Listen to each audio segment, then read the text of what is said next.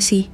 Rata-rata orang Indonesia cuma baca 1 jam 36 menit per hari, bahkan kalah sama durasi kita scroll meme di Instagram. Menurut UNESCO, negara maju minimal baca 4 hingga 6 jam per hari. Kalau kita ketinggalan gini, apa dampaknya buat masa depan kita? Yuk, cari tahu. Dulu banget, waktu Belanda jajah Indonesia, pendidikan cuma buat orang kaya dan kelompok elit tertentu. Sedangkan rakyat biasa nggak boleh melek huruf. Baru di tahun 1920-an muncul sekolah rakyat kayak Taman Siswa sama Muhammadiyah yang bikin literasi mulai merata. Tapi pas merdeka 1945, buta huruf masih 97% loh. Wah, miris ya? Nah, di era Pak Harto 1970-an ada program Inpres SD yang bangun ribuan sekolah. Hasilnya, angka buta huruf turun drastis ke 15% di tahun 1980. Tapi sayang, baca tulis aja nggak cukup. Sekarang, kita terjebak sama budaya baca sekadar lulus ujian, bukan buat ilmu. Data dan dampak ekonomi. Menurut World Bank, 2020, kemampuan baca anak Indonesia ada di peringkat 72 dari 77 negara.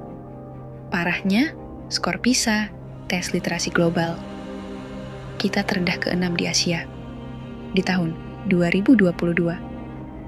Kalau nggak bisa memahami informasi, gimana mau bersaing di dunia kerja?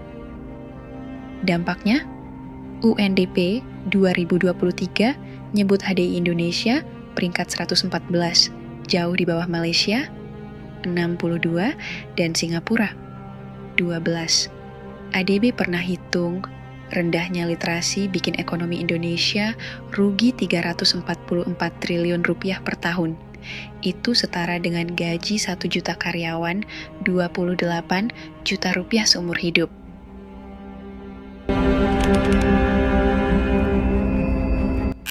Literasi adalah pondasi negara. Pernah dengar Korea Selatan? Tahun 1950-an, mereka lebih miskin dari Indonesia. Tapi karena fokus ke pendidikan plus literasi, sekarang jadi raja teknologi. Finlandia juga, sejak 1970 reformasi pendidikan, mereka jadi negara paling inovatif sedunia. Kuncinya apa? Masyarakat yang kritis dan suka baca.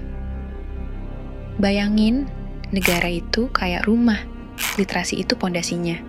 Kalau pondasi jelek, sebanyak apapun bata yang kita tumpuk, tetap aja gampang rubuh pas diterjang persaingan global. Solusi, mulai dari mana? Jangan sedih, pemerintah udah jalanin gerakan literasi sekolah dan perpusnas bikin 1000 taman bacaan. Tapi, kita juga harus gerak. Mulai dari hal kecil, baca 10 menit per hari, diskusi buku di komunitas, atau follow akun edukasi buat ningkatin wawasan kita. Remember guys, setiap kali kalian baca, itu bukan cuma buat diri sendiri, tapi juga investasi buat masa depan Indonesia biar nggak ketinggalan sama negara lain.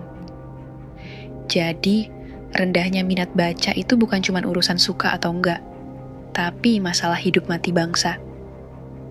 Yuk, mulai dari sekarang, kurangi scroll, tambah baca. Kalau bukan kita, siapa lagi? Kalau bukan sekarang, kapan lagi?